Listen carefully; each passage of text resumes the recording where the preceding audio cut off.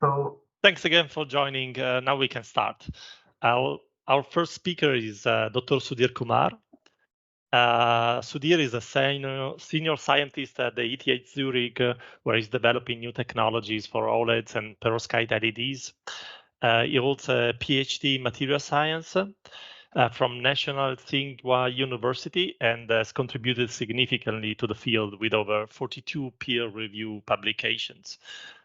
His work on two-dimensional nanoplatelet superlattice marks a significant advancement in the efficiency and application of perovskite quantum dot LEDs. And this is what Sudhir is going to present today. So please, Sudhir, start your presentation. The floor is yours. thank you, Daniele, for your kind invitation and for the kind introduction as well. And thank you everyone for being here with us during this session. So here I will focus on the intrinsic light extraction technique to overcome the outcoupling efficiency limit by tailoring the optical and morphological characteristics of perovskite quantum dots. So let me quickly introduce what exactly the perovskites are. I mean, there are a few maybe who wanted to interested in that as well.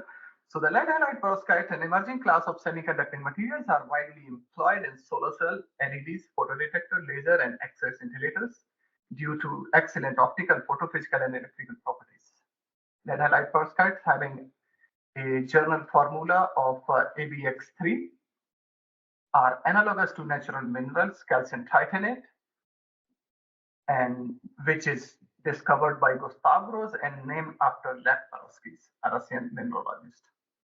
These lead halide crystal lattice is defined as a network of corner-sharing lead halide octahedra. Here it is, octahedra that form the cubo-octahedral cavity consisting a side cation.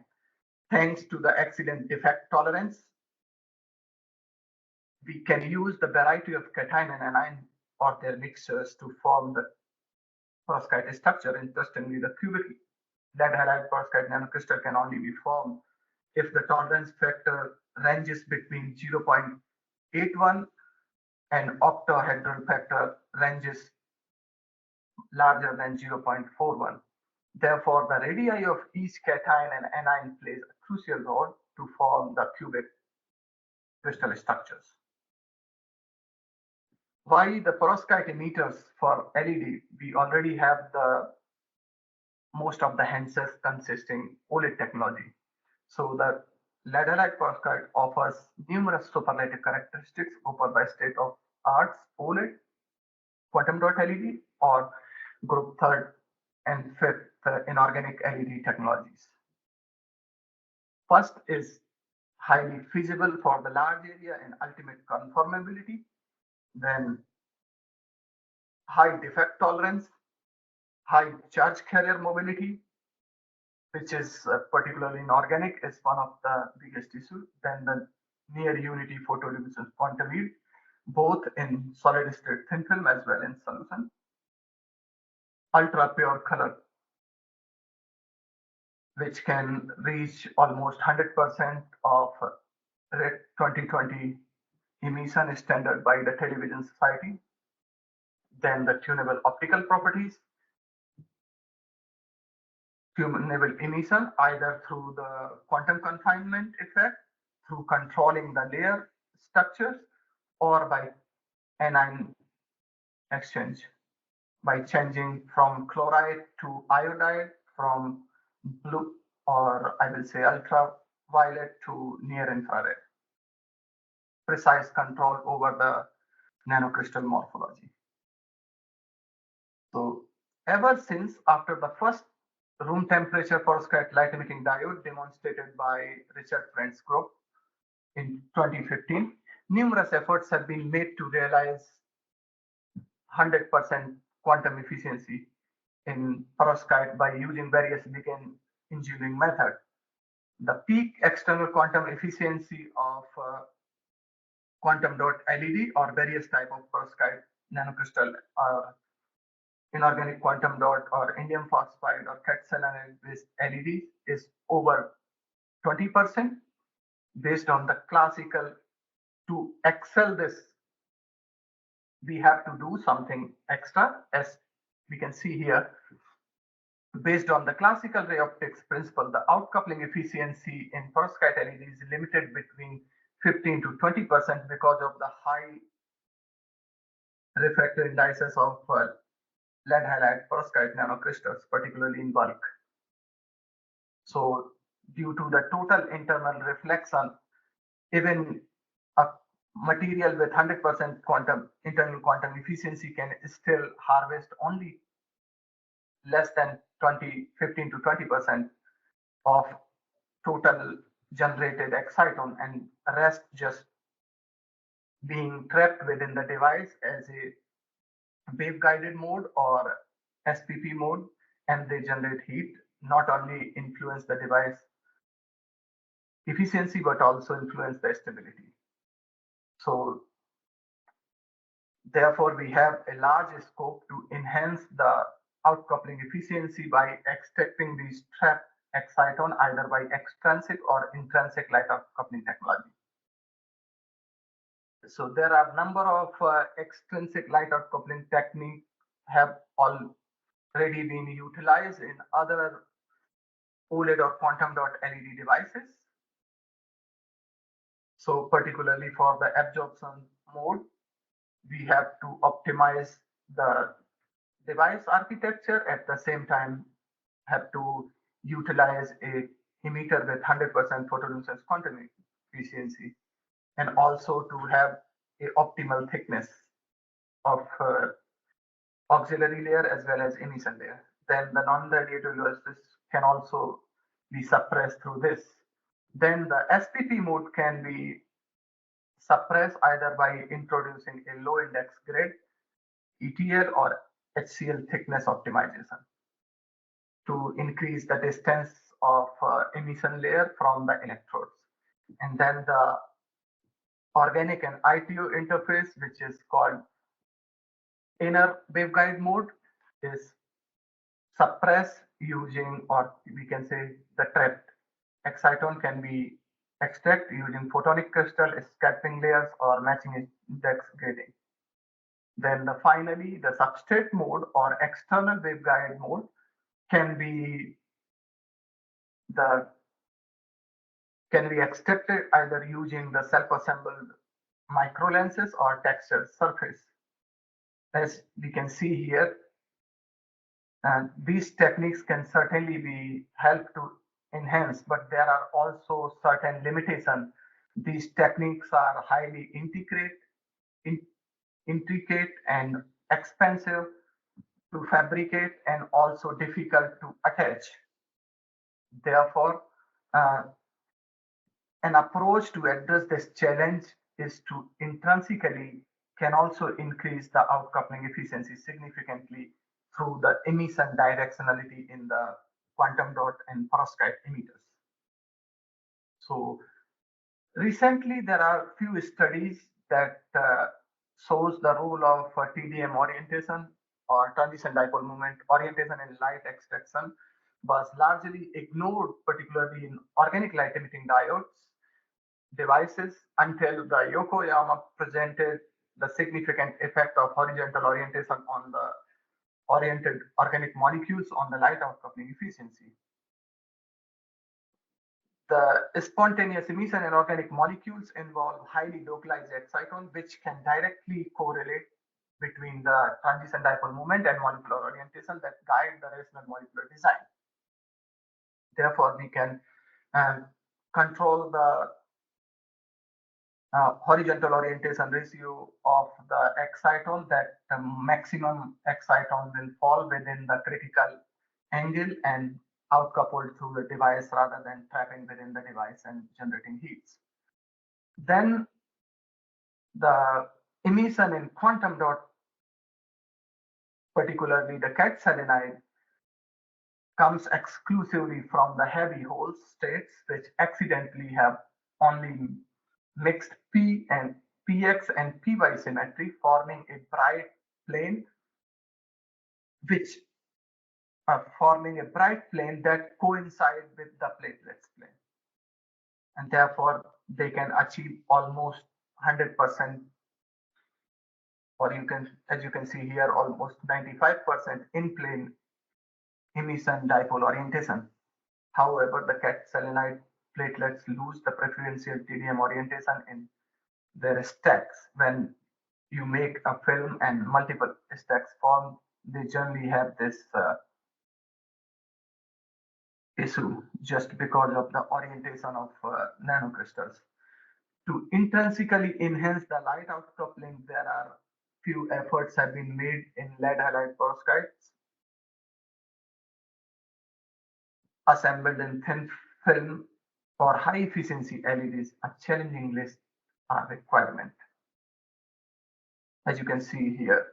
So a challenging list of requirement must meet, including the transition dipole moment orientation control in individual nanocrystals, controlling the nanocrystal assembly without compromising the photoluminescence quantity, then the transition dipole moment orientation through the aspect ratio of nanocrystal, as you can see here, the cubic, and then having more platelets kind of a structure.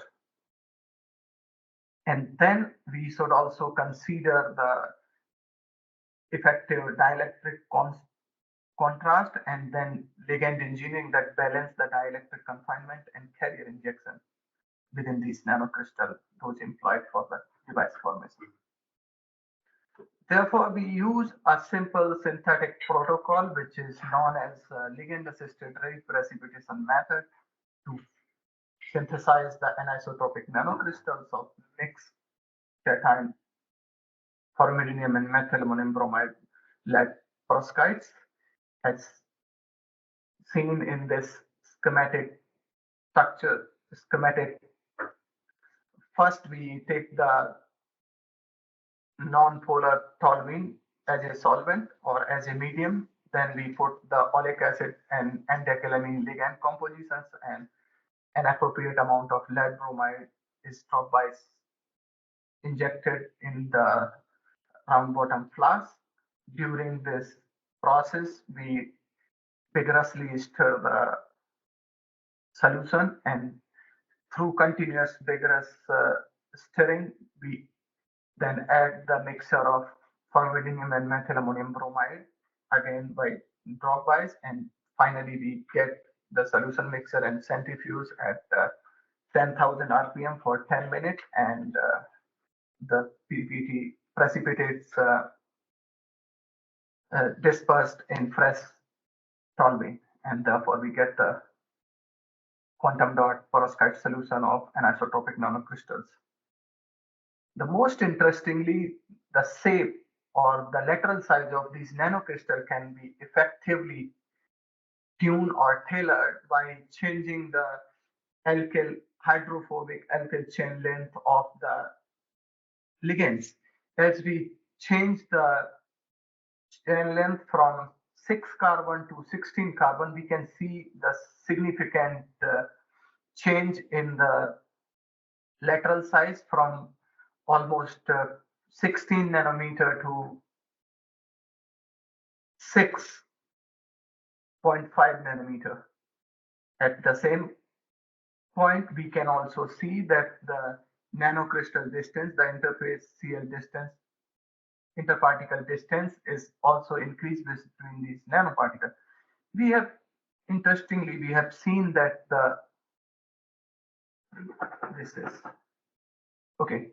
So interestingly, as we can see the PL spectrum of these material, as the nanocrystal size reduces with the longer chain ligand length, we can see the PL is have a blue shift emission. At the same time, we saw a significant drop in the refractive index as the large alkyl chain length was employed, and this is because the large alkyl chain length has a strong hydrophobic nature of ligand that lowers the interfacial tension between the ligand passivated surface and non-polar solvent, and we observe, as say, the blue shift, at the same time also the small nanocrystal size. Then there is another approach by making the layer control synthesis. We can also tune the emission. This is also called quantum confinement synthesis of nanoplatelets through controlling the layer numbers.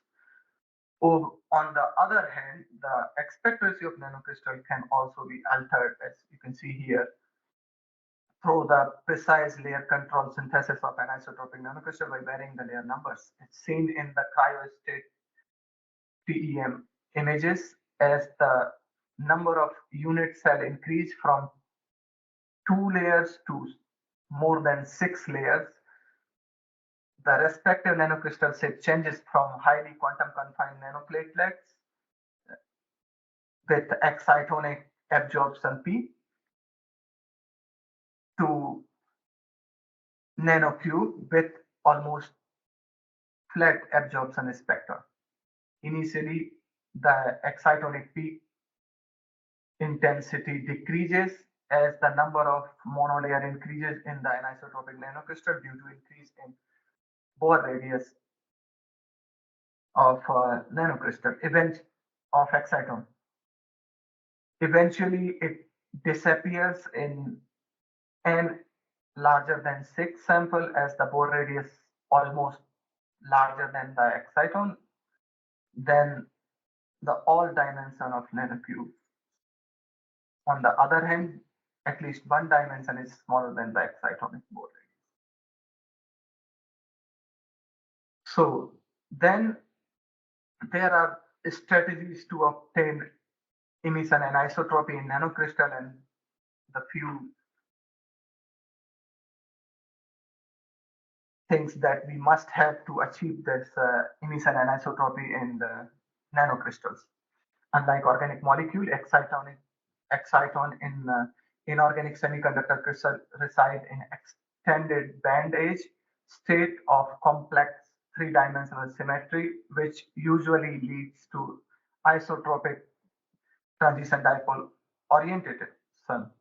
Calculated ratio of horizontal to vertical local field factor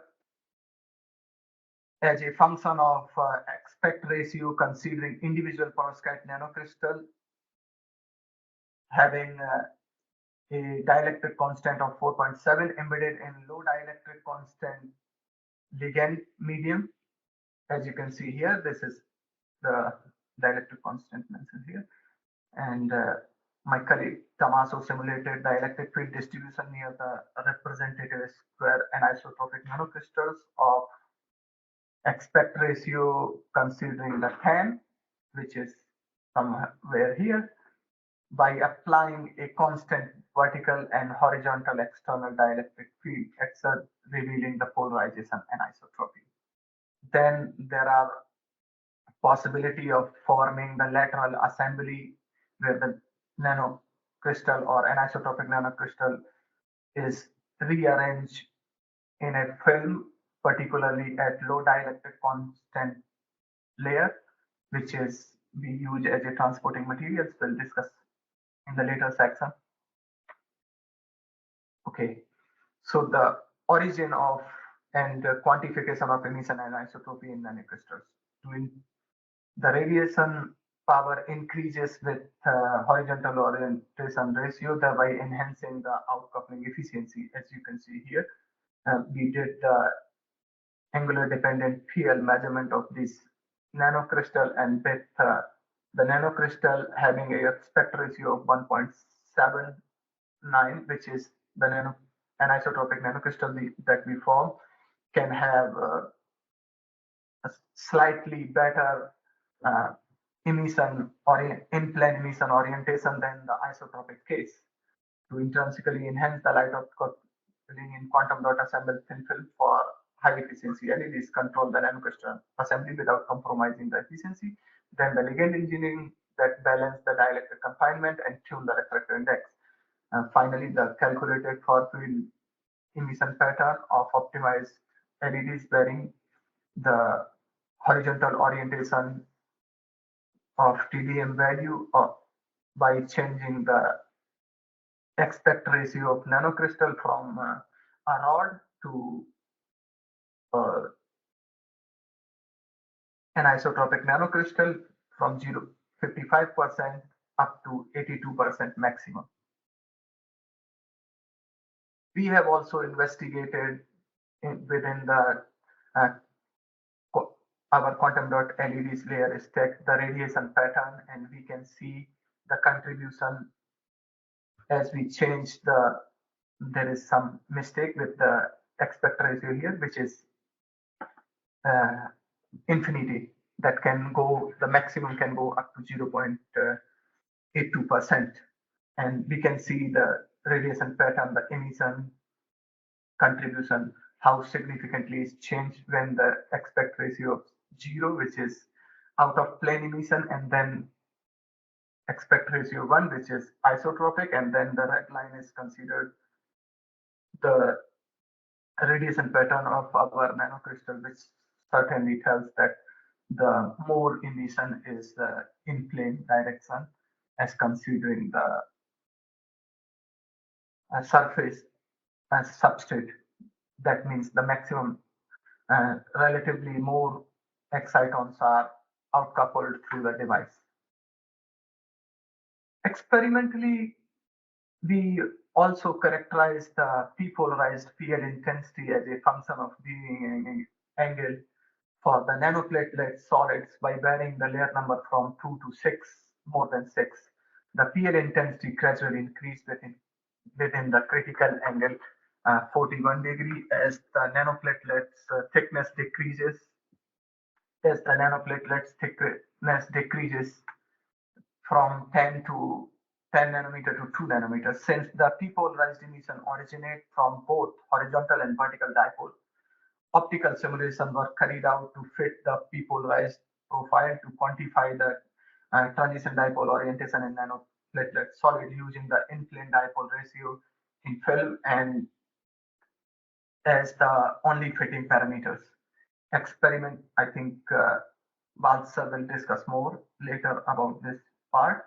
Experimental transition dipole moment orientation value are consistent with the theoretical prediction based on the parameter of in-plane orientation.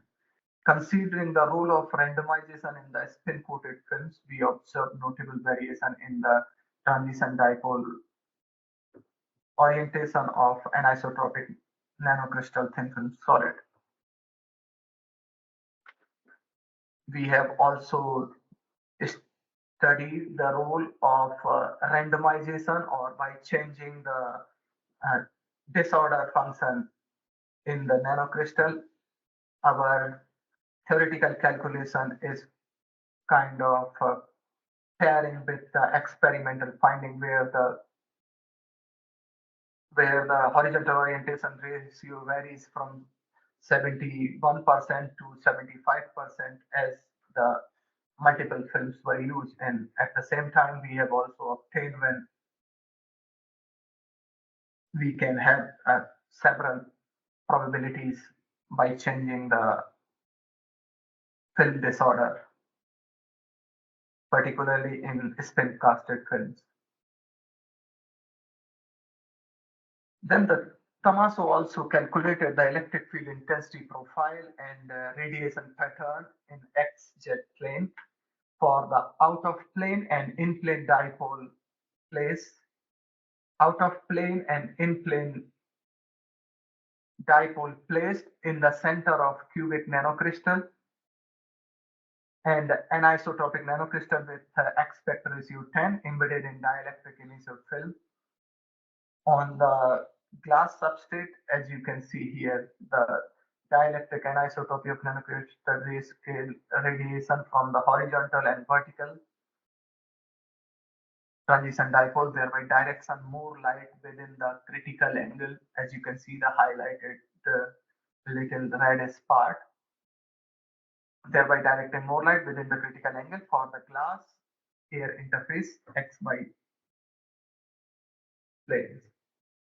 Then the role of intrinsic light extraction approaches then we have also investigated another approach, particularly by employing the low refractive index hole and electron transporting materials and then optimizing their thicknesses using the SETFOS program from Fluxim. We observed that with our optimal device architecture, we can achieve almost 47% maximum outcoupling efficiency with respect to the refractive index of these materials at 528 nanometer.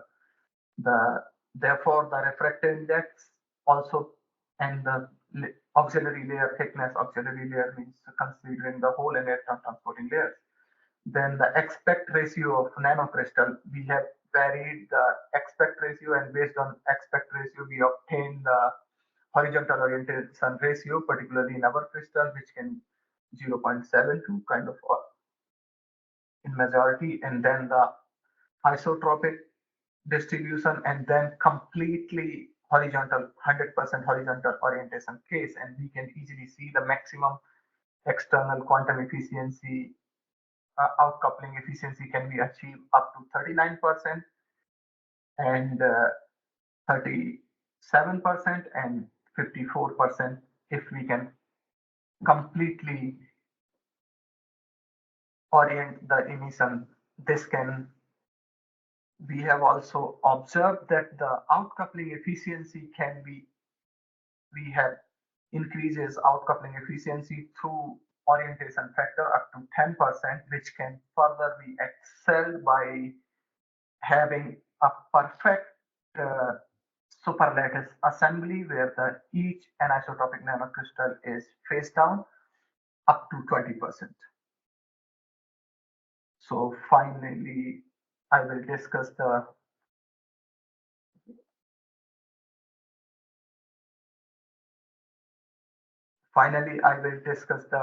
EL performance of these nanocrystals. Okay, so by employing this material in the optimal device architecture, which is consisting the P dot, then XTAPC layer, and then perovskite layer, and having an electron transporting layer of 3 dB by MB, and this device gives highest external quantum efficiency up to 25%, which is significantly larger, particularly considering the contribution through the low refractive index transporting material at the same time with in-plane orientation emission, or you can say horizontal orientation emission. The device can also have a maximum luminance up to 8,000 candela per meter square and have a decent operational stability at 275 candela per meter square. It can last up to the LT50 value, where the initial luminance can last up to 50%, is around 140 minutes. And that's all I will say. Thank you. Thanks a lot. That was very interesting. Let's move to Balthasar. Balthasar Blülle is the product manager for simulation software at Fluxim. He received a PhD in physics from the ETH as well, and is studying charge transport dynamics in organic semiconducting crystals. And now Balthasar is going to present his talk on angular resolved luminescence of organic and quantum dots. Please, Balthasar. Yes, thank you very much for the opportunity to contribute to this webinar. In the previous presentation, we have just heard very exciting results on directional light emission from nanocrystals. And I would now like to take a step back and give you an introduction how the transition dipole moment can be analyzed using angular luminescence spectroscopy. So first, I'm going to show you the principle of dipole orientation measurements using angular PL, and then also show you how we can use the simulation techniques, optical simulations, to analyze the measurement data in order to extract the dipole orientation parameter. And then in the second part, I'm going to show you a couple of applications where we analyze novel materials, novel emitter materials, such as nanoplatelets and quantum dot down converters, which are nowadays used in modern display technologies. So we have already seen a very similar slide in the previous presentation. Just to wrap up, very roughly speaking, we can write the external quantum efficiency of a light emitting device as a product of the internal quantum efficiency and the outcoupling efficiency. And if we now compare an optical stack, in this case an OLED stack, for the situation where we have an isotropic dipole orientation, whereas where we have a more horizontal orientation, we can immediately see that the directional outcoupling properties of the dipoles leads to a situation where we have significant contribution into wave-guided modes and substrate-guided modes, as well as plasmonic modes, of course, in the case of the isotropic orientation. Whereas if we can have a material which is more horizontally oriented, we can get a higher fraction of the light to be outcoupled. So this can actually be best seen in a so-called mode analysis, as we can do it in our simulation software ZFOS. So here you can see an example OLED stack, and in this example, we now vary the thickness of this ETL layer, and we see the behavior of the contributions into these individual modes. And you can see then that in this example, now a ETL thickness of 90 nanometers would be ideal because we have a maximum in the outcoupling. However, this is only one part of the story because this simulation has been done for the isotropically distributed dipoles. And if we now do a cut of this 90 nanometer situation and also vary the dipole orientation from vertical towards horizontal, we see that compared to the isotropic case, which corresponds to a value of 33%, we can gain several percent in the external quantum efficiency if we can have these dipoles horizontally aligned. And therefore, it's very important to have reliable methods such that we can quantify our materials and see what's the alignment that we can get from the OLED emitter materials in case of OLEDs.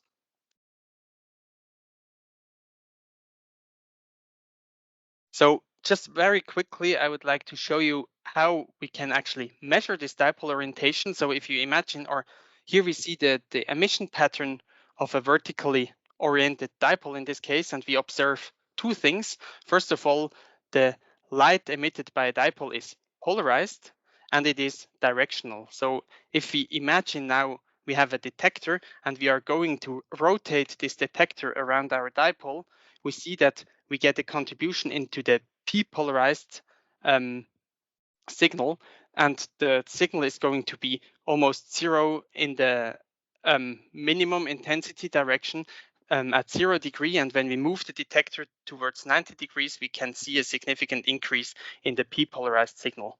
And if we now also include the other situations where we have a horizontal dipole in X direction or a horizontal dipole in Y direction, we can see that the polarized intensity pattern versus the detector angle is very different in all the three situations.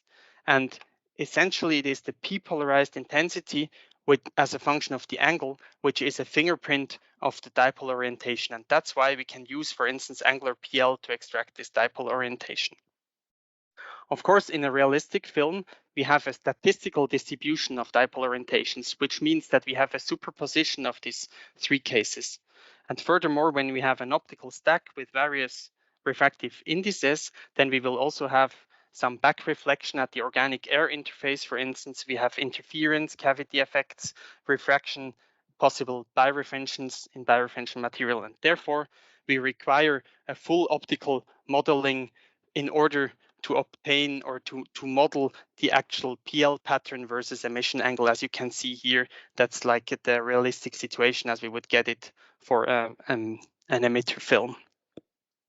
Yeah, and to measure the angular PL, we have developed at Fluxim the angular spectrometer Phelos. This is a very compact instrument which is capable of measuring the electroluminescence as well as the photoluminescence in the same instrument.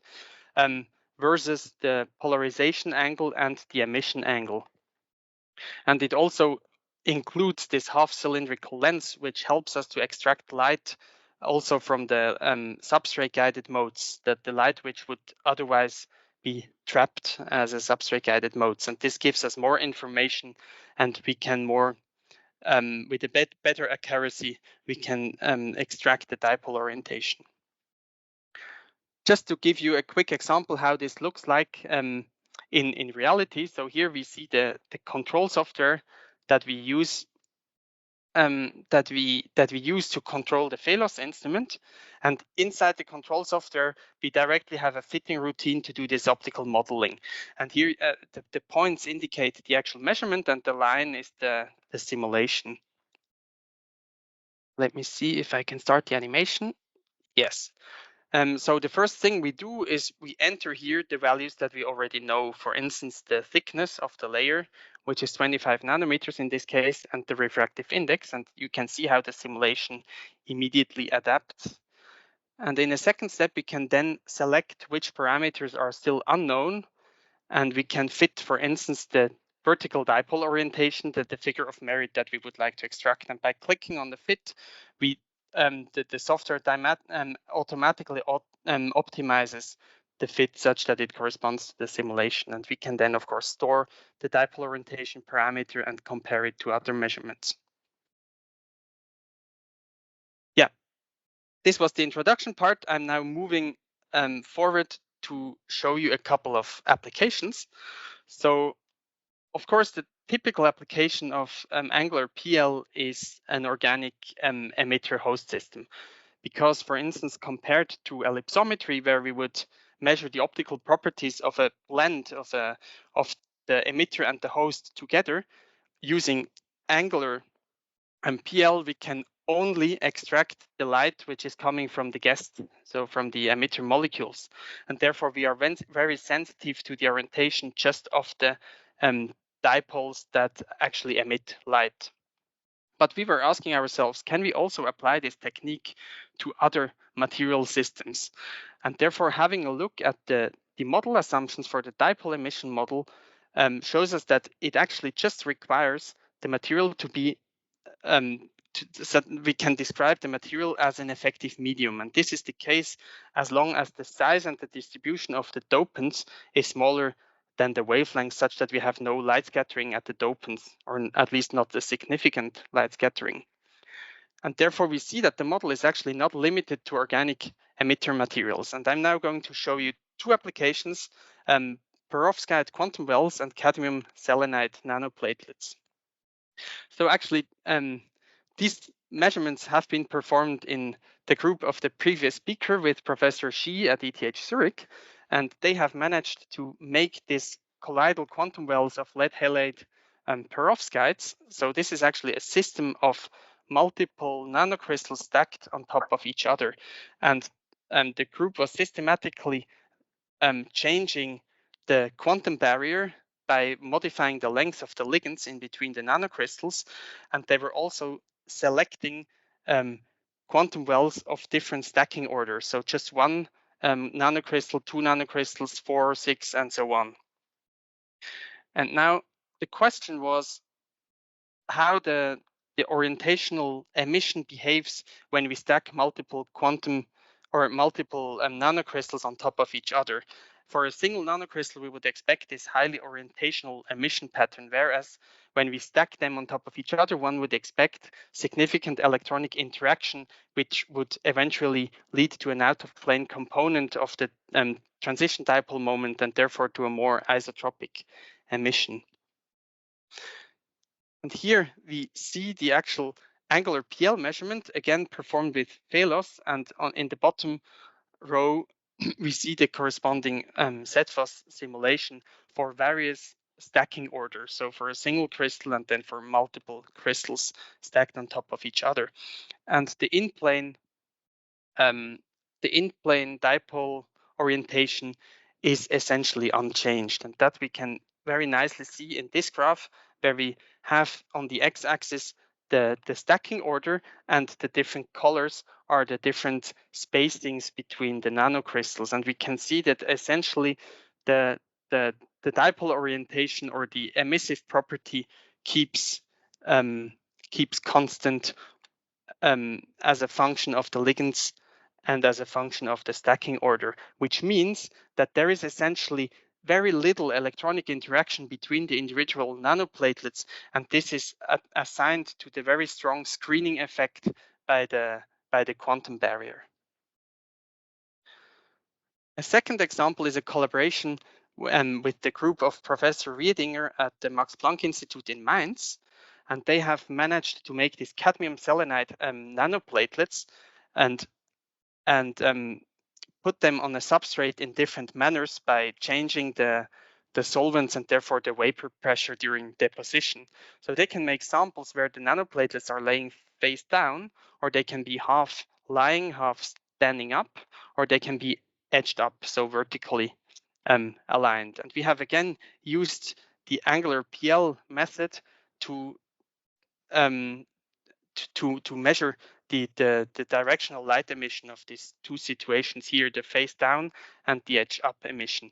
And indeed, when looking at the dipole orientation parameter, this is clearly below the isotropic 33%, and that one is clearly above the 33%. So we can see a significant directional emission in the two cases. And furthermore, here we have also varied the polarization angle for the two situations. And by the strong modulation of the polarized intensity in the case of the edge up samples, we can see that there is a very long range order how these vertically oriented dipoles are arranged laterally on the substrate. Whereas, of course, due to the isotropic symmetry of the face down case, we actually see no polarization in this case. As a last example, I would now like to move to the application of quantum dot down conversion. As you all know, the nanometer size of the quantum dots allows us to have very narrow emission spectrum, and they're therefore very brilliant colors, especially when we combine quantum dots down conversion foils with a blue backlight, for instance, a blue OLED or a blue LCD. We can get very colorful and very narrow green and red pixels, and therefore the LCD displays can cover a large range in the color gamut. And we have now used such quantum dot foils and also characterized them with angular luminescence spectroscopy. And here we have first taken a blue OLED, a blue top emitting OLED, and characterized its angular emission pattern, and then combined the blue OLEDs with various types of down conversion foils to measure the down conversion properties as a function of the emission angle. Here I'm just going to show you a small selection of results. So this is the spectrum versus emission angle just for the blue top emitting OLED.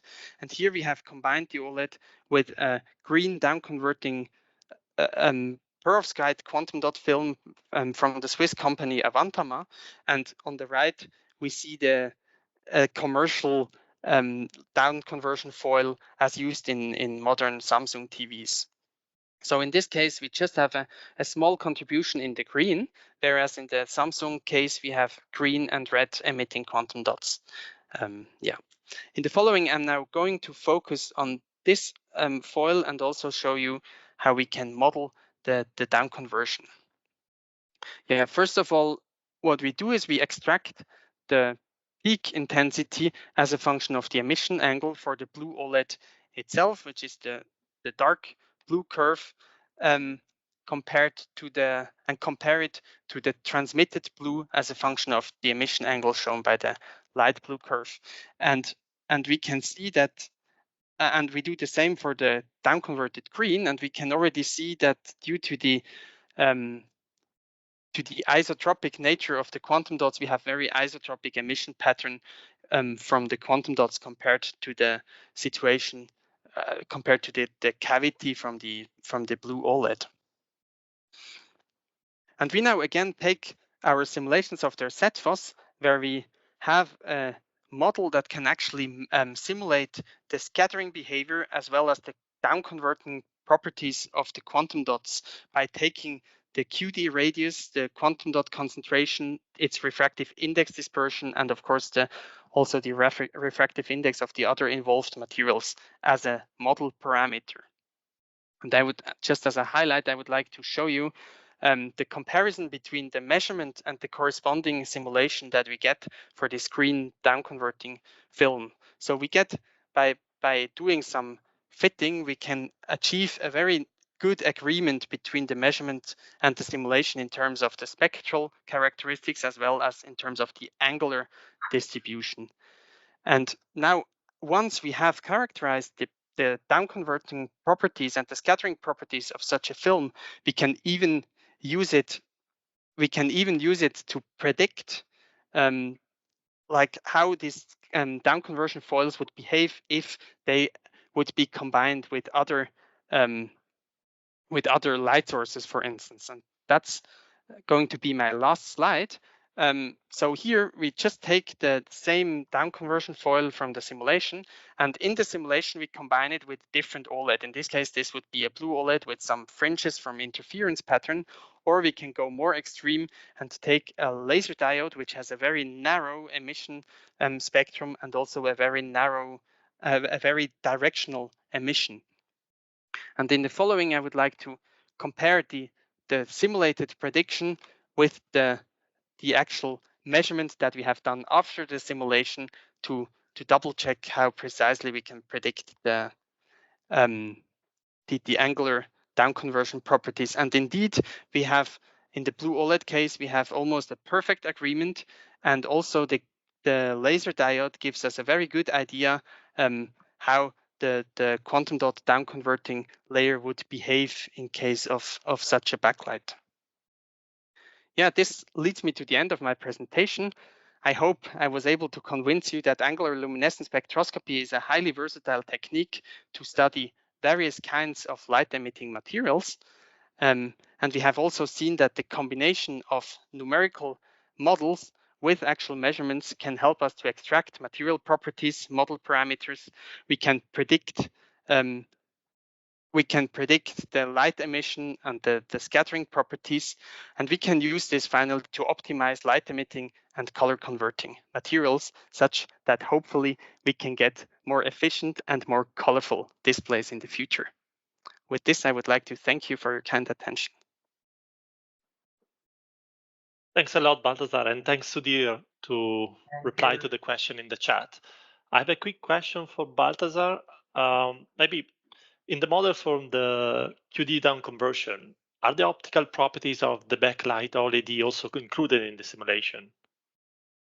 Maybe yeah. I'm thinking about, in particular, the back reflection of the down converted light, for example. Yeah, that's a very good question. Actually, in the simulation, we have two approaches. We have two possibilities. There is either a possibility to include the angular spectrum of the backlight unit, and then in this case, it is just like light coming from very far away. And in this case, the optical properties are not included. And this can be used when we don't know the actual optical properties of the backlight unit. But we can also, of course, combine the thin film emission model and include a full OLED stack, including emission and also passive optics properties, such that we have everything self-consistently modeled in combination with the quantum dot down conversion. Great. Thanks. So, thanks to everyone for attending this webinar. Just quickly, our next webinar will be on May the 8th at 10 a.m. It's going to be on perovskite silicon tandem PVs this time. We are going to have Dr. Erkan Aydin from LMU Munich. He was at KAUST as a postdoc, and we are going to have Dr. Eberhard from Fluxim. So thanks a lot for attending, and see you next time. Thank you. Bye-bye. Thanks a lot. Thank you,